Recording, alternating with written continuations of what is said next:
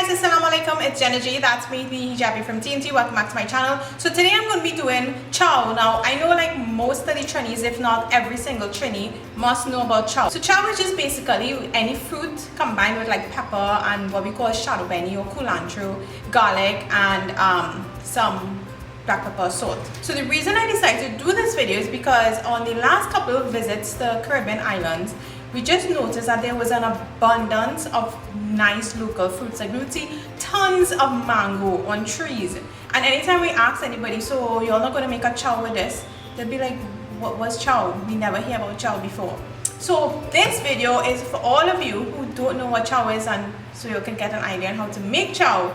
You will love it. Now I know our spice level might be a little different in terms of, you know, we like a little spicy food, Chinese that is, and chow is generally something that's normally spicy and normally hot, and so it depends. You don't have to put a lot of pepper in it, but this video is just for you guys so you could try it out, you know, with all the nice mangoes you all have on all your trees growing and any other local fruit. Just try it out, and I'm sure that you would love it. So today I'm going to be using pineapple because I got my hands on a pineapple over the weekend, so I figured, well, you know, of course we have to make chow. So let's just get started. So the first thing you want to do with your nice pineapple is slice it up. So you want to remove the skin first, you want to remove the core piece, and you want to slice it into smaller pieces. So what I would normally do, I would remove the top part of it, and then to make it easier to work with, I'll cut it in half to make it smaller pieces, easier to work with, and then I'll take the skin off each piece.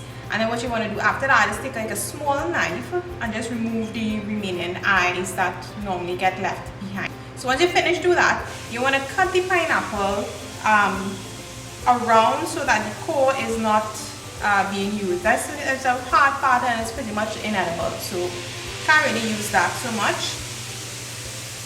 And once you've done that, you're just going to cut the pineapple into smaller pieces.